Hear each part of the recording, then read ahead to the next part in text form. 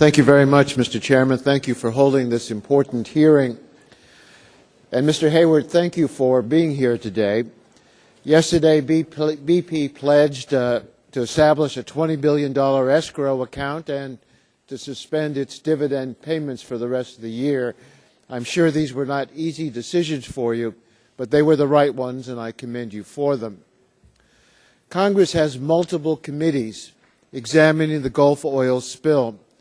Some are evaluating the impact of the spill. Some are working on the reorganization of the regulatory agencies. And some, including Chairman Markey's subcommittee, are drafting legislation to reform our oil exploration laws.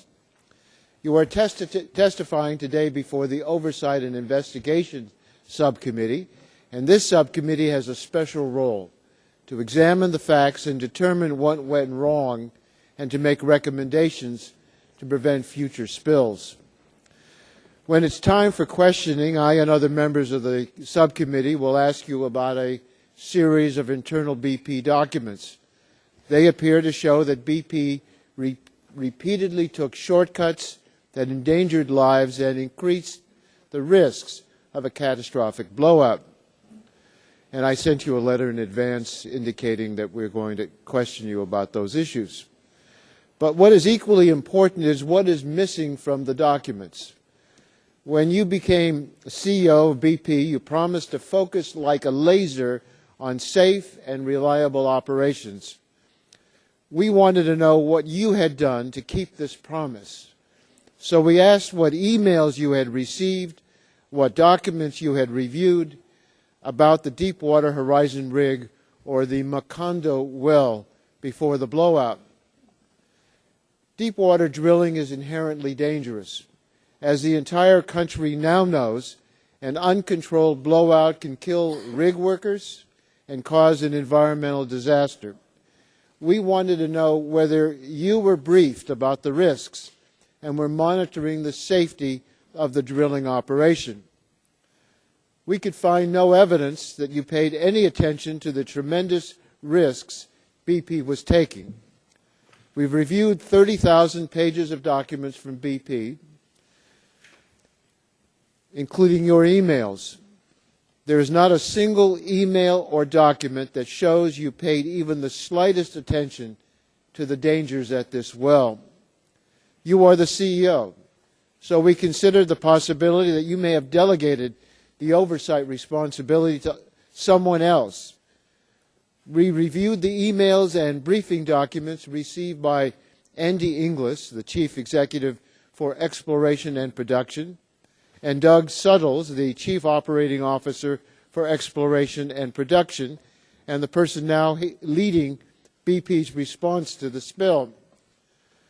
According to BP, these are the senior officials who were responsible for the Macondo well, but they too were apparently oblivious to what was happening. We could find no evidence that either of them received any emails or briefings about the Deepwater Horizon rig or drilling activities at the well. BP's corporate complacency is astonishing. The drilling engineer for the rig, called Macondo, a nightmare well. Other BP employees predicted that the cement job would fail. Halliburton warned of a severe gas flow problem. These warnings fell on deaf ears. BP's corporate attitude may best be summed up in an email from its operations drilling engineer who oversaw BP's team of drilling engineers. After learning of the risks and BP's decision to ignore them, he wrote, quote, "Who cares? It's done. End of story. We'll probably be fine," end quote.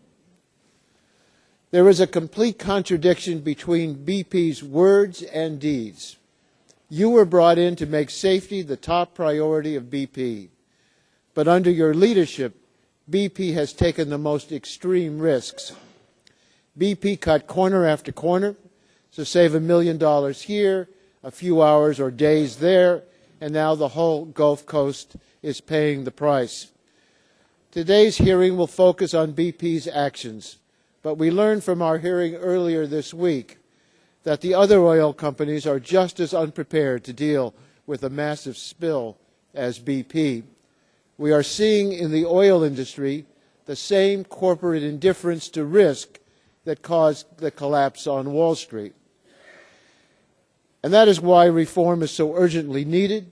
Part of this reform must be legislation to put teeth into our regulatory system, but part must also be a transition to a clean energy economy. We're addicted to oil. This addiction is fouling our beaches, polluting our atmosphere, and undermining our national security. We can't snap our fingers or transform our energy economy overnight, but we need to start down a path to a clean energy future. Mr. Chairman, I look forward to today's hearing, and Mr. Hayward, I thank you for appearing and cooperating with our investigation.